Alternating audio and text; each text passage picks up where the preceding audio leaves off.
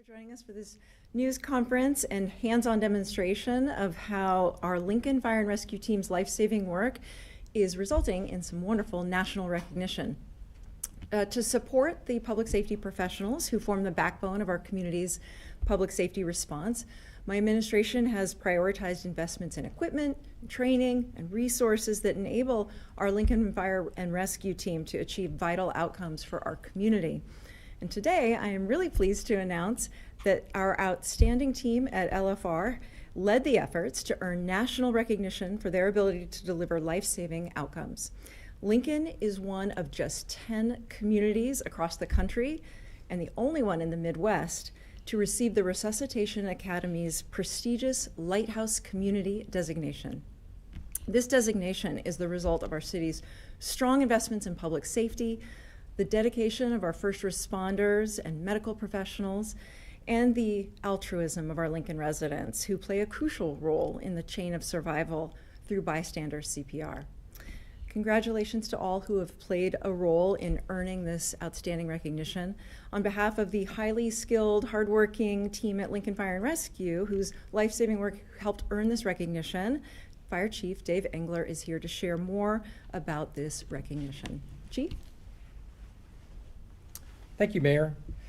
Good afternoon. I'm Dave Engler, Fire Chief for Lincoln Fire and Rescue. I would like to thank the Mayor, City Council, and Lincoln community for your continued support to grow our emergency medical services system. This new Lighthouse designation is an incredible recognition of the superior work of our paramedics, EMTs, medical professionals, and our entire team at LFR. I would like to thank the men and women of Lincoln Fire and Rescue for your hard work and dedication and for their desire for continued improvement to create one of the highest performing EMS systems in the country.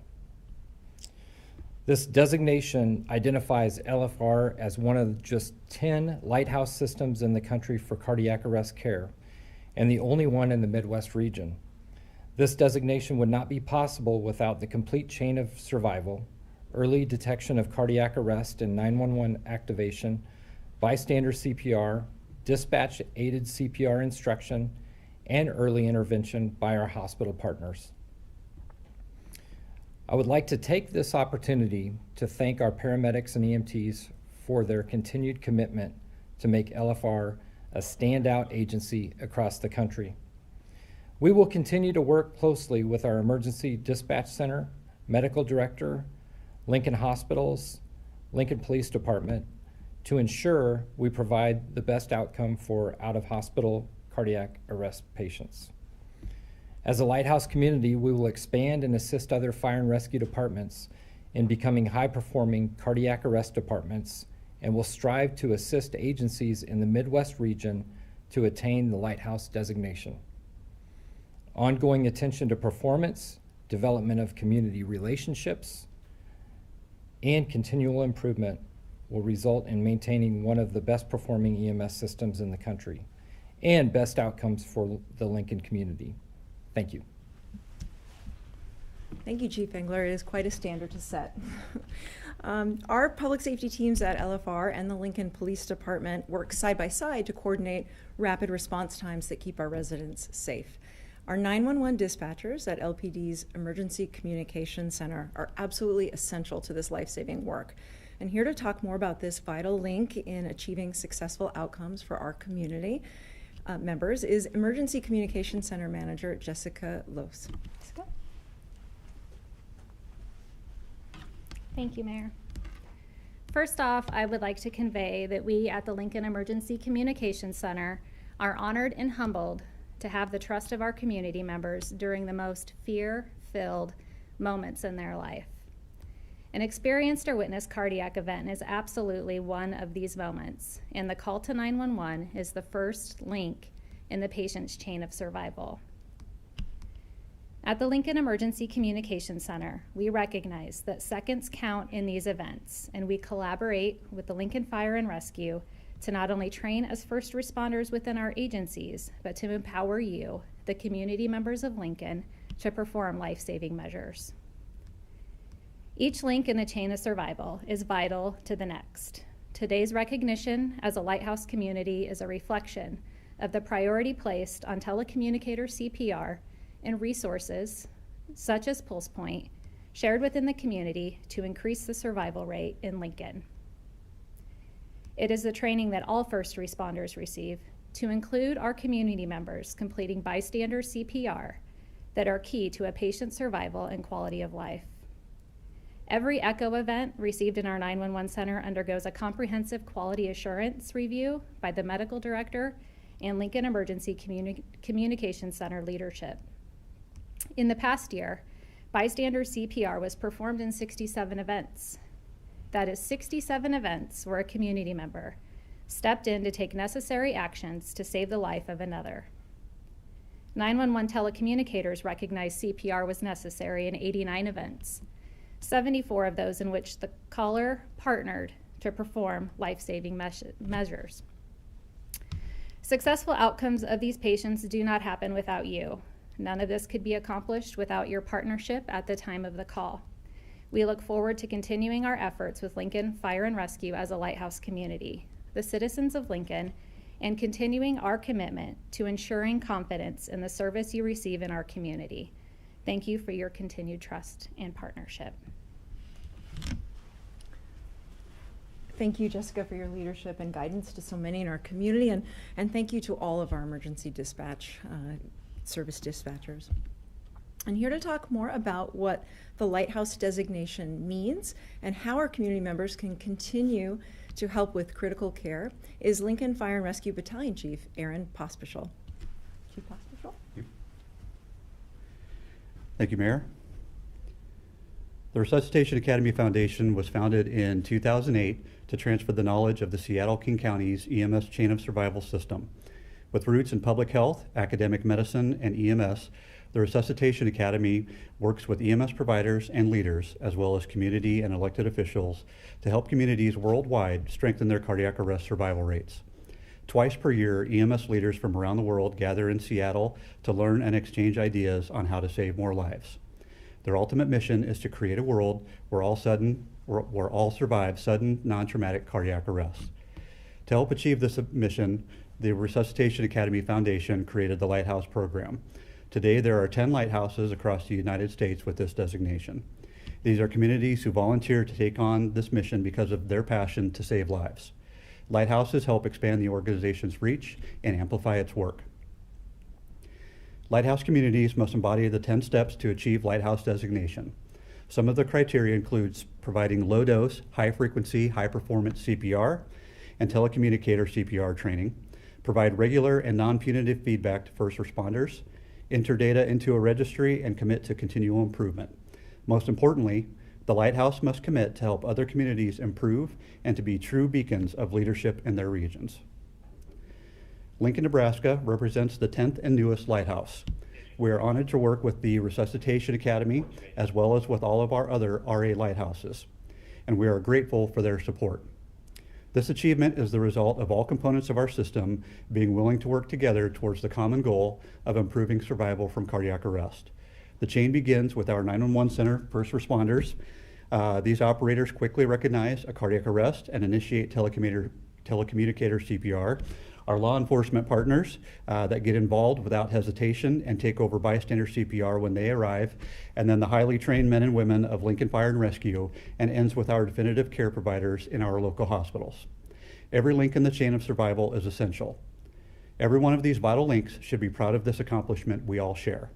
This designation creates the best chance of survival for our Lincoln community and for those that visit our city. Thank you. Thank you, Chief. Today's announcement is yet another reminder of why our community members should feel proud and safe to live here in Lincoln, Nebraska.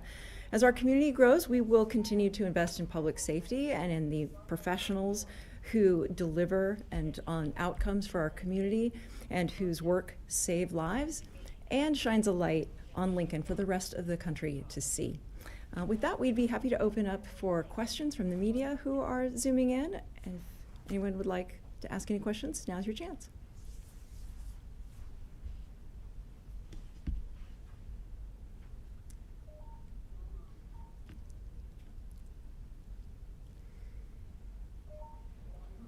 Any questions? Okay, wonderful. I guess it was a mic drop moment for everybody. Thank you, and stay safe.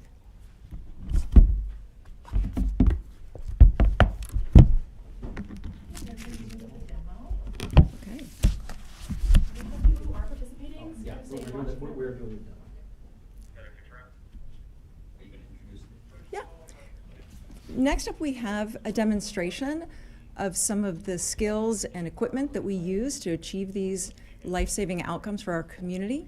So at this time, if those who are planning to demonstrate could come forward, we'd be happy to highlight that for those who are filming or zooming in. Okay? Okay. Have you guys hang where you are for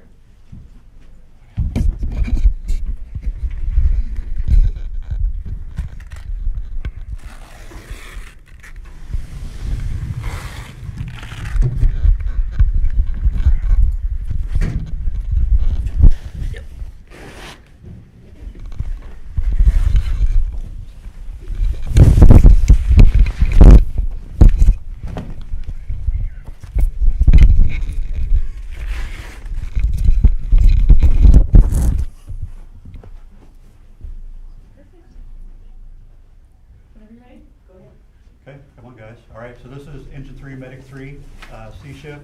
They're one of the original crews that helped us with the high-performance demo. Not breathing.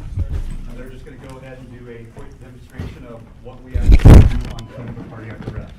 So, what I want everybody to take note of, aside from a family member yelling and screaming in the background that just contribute to what we're doing is quiet. Okay, we all know what we're supposed to do. We have a specific task, and it will be quiet with very minimal communication. And this is honestly, from our perspective, what a real scenario is typically like. There's little to no chaos when we get into to do our thing.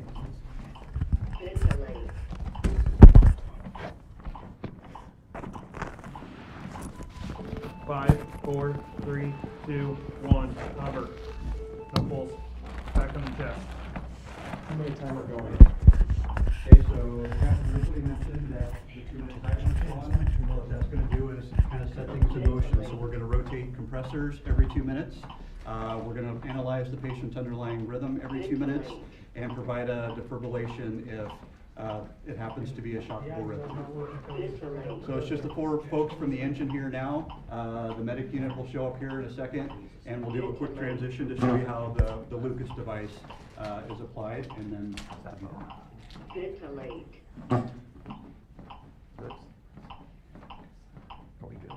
Ventilate.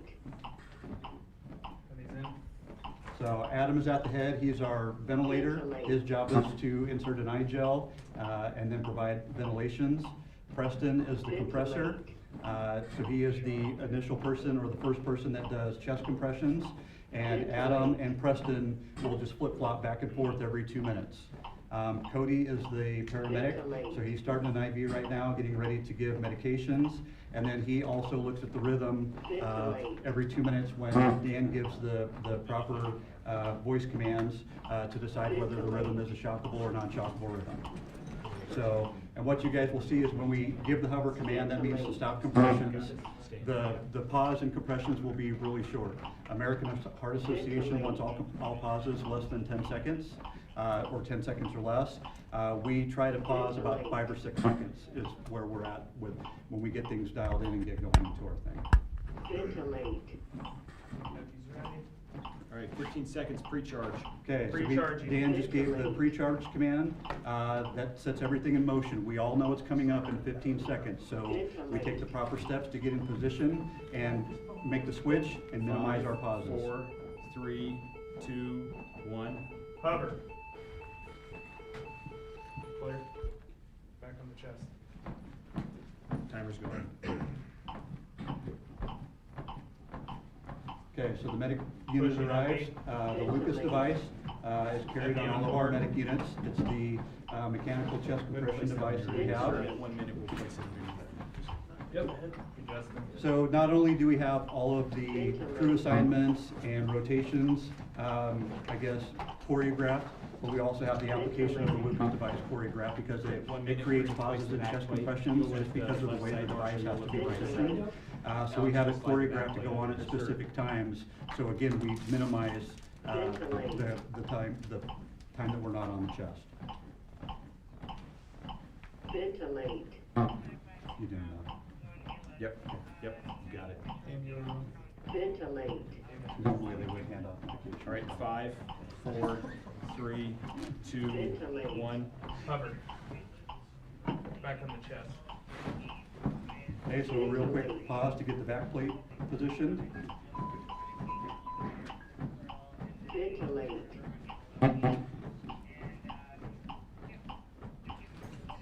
Ventilate. Okay, 15 seconds pre-charge. Recharging. Marshall, you slide to the left, I'll come from your right. 5, 4, 3, 2, 1. Hover. Back on the chest. Okay, Alex, at 1 minute, we're gonna get the Lucas going, okay? Sure. You pick your side. Ventilate. But it's not just 300 of choreographed Amy so where Alex, everybody it's has coming on your specific side at the goals. 1 minute We mark. actually choreograph where all of the equipment is placed. Just so it makes it, I guess, kind of a little bit more of a strategic design, so we know where everything is at. There are at least 2 people that need to be able to look at the defibrillator. Cody needs to look at the rhythm, and then Adam, as the ventilator, needs to be able to look 15 at seconds. the monitor. We're gonna set the check Lucas. for end tidal, which basically tells us that the IGL is in the right place and we're providing proper ventilations to the patient. I'm Ventilate. doing this, and you just let me know. 5, when to stop. 4, 3, 2, 1. Ventilate. Justin is the paramedic on the medic unit. Alex is driving the medic unit today, so he's the Lucas commander, is what we call it. So he is in charge of making sure the Lucas is in the proper place, it's applied at the right time. And then once he gets it started, he makes sure that the placement is accurate, because we can't be off even an inch to one side or the other. Otherwise, we risk causing harm to the patient, and it won't perfuse the heart and the brain like we want it to. So it's a real dialed in process. Okay? 15 seconds. Recharging. So now that the Lucas is in place, it kind of frees up a couple of our folks to prepare the patient for transport. 5, 4, 3, 2, 1. Hover. Back on the chest. But outside of that, everything else stays the same. So we continue to do our thing until we decide that it's time to transport the patient, which is 25 minutes or less, depending upon the situation. I'd be on board. Got it. Ventilate.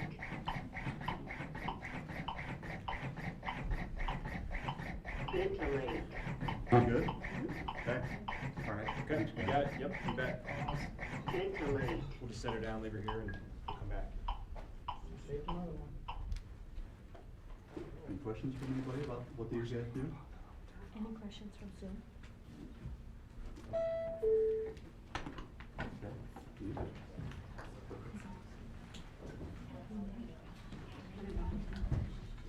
A quick thank you to everyone for coming for this demonstration and this exciting announcement. We're so pleased to be co-creating public safety in our community. Thank you.